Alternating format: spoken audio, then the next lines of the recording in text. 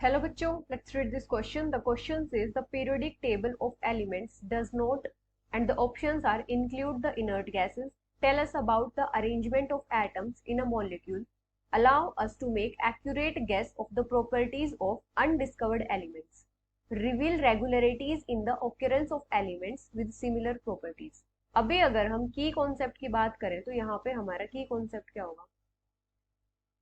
अगर हम बात करें पीरियोडिक टेबल की, तो पीरियोडिक टेबल में क्या है, एलिमेंट्स को अरेंज किया गया है according to increasing atomic number. Elements are arranged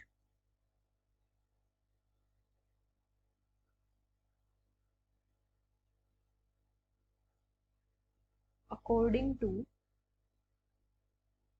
increasing atomic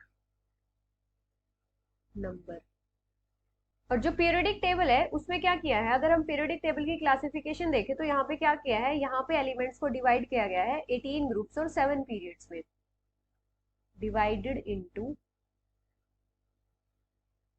18 groups and 7 periods. और जिन एलिमेंट्स की फिजिकल और केमिकल प्रॉपर्टीज में सिमिलैरिटीज है उन एलिमेंट्स को रखा गया है सेम ग्रुप्स में. Elements with similar physical and chemical properties are placed in same group. अभी अगर हम बात करें, जैसे जो एल्कली मेटल्स है उनको रखा गया है ग्रुप 1 में, और जो एल्कलाइन अर्थ मेटल्स है उनको रखा गया है ग्रुप 2 में, और जो पीरियोडिक टेबल के राइट में है वहां पे रखा गया है मेन ग्रुप एलिमेंट्स को, जैसे जो हमारे नॉन मेटल्स हैं उनको, और जो इनर्ट गैसेज हैं उनको रखा गया है, इनर्ट गैसेज या फिर नोबल गैसेज उनको रखा गया है 18th ग्रुप में. नोबल गैसेज या फिर inert gases are placed in 18th group of periodic table. अभी किसी भी पर्टिकुलर ग्रुप में जितने भी एलिमेंट्स होते हैं सबकी प्रॉपर्टीज जो होती है वो सिमिलर होती है. तो इससे हम क्या पता लगा सकते हैं, अगर किसी ग्रुप में किसी एलिमेंट के लिए प्लेस छोड़ रखी है जो अनडिस्कवर्ड है तो हम उस एलिमेंट की प्रॉपर्टीज का आइडिया लगा सकते हैं कि इस एलिमेंट की क्या क्या प्रॉपर्टी होंगी, क्योंकि उस ग्रुप में जो दूसरे एलिमेंट्स होंगे उसकी प्रॉपर्टीज उनके सिमिलर होंगी. Can guess the properties of undiscovered elements because the elements in a same group have similar properties.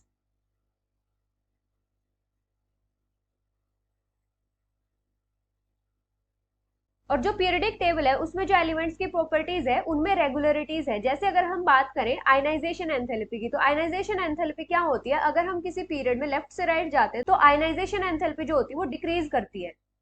तो क्या होता है कि प्रॉपर्टीज का एक रेगुलर ट्रेंड है या फिर उन प्रॉपर्टीज में एक रेगुलरिटी है. Have regularities in the occurrence of elements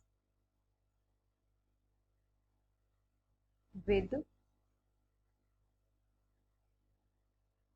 similar properties.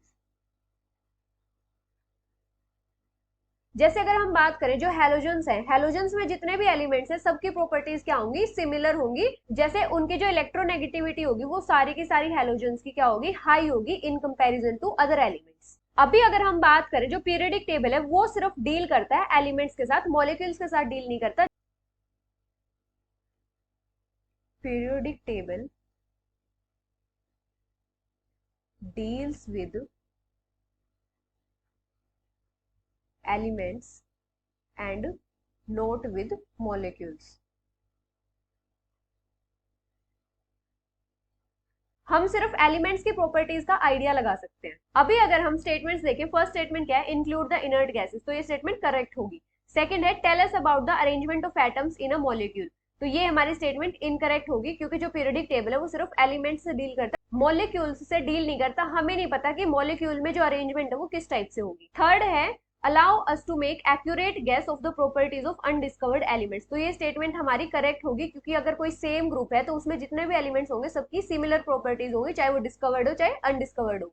अभी फोर्थ स्टेटमेंट क्या है, reveal regularities in the occurrence of elements with similar properties, तो ये स्टेटमेंट भी हमारी करेक्ट होगी। So the final answer is tell us about the arrangement of atoms in a molecule, which is option B. Hope you understood it well. Best of luck.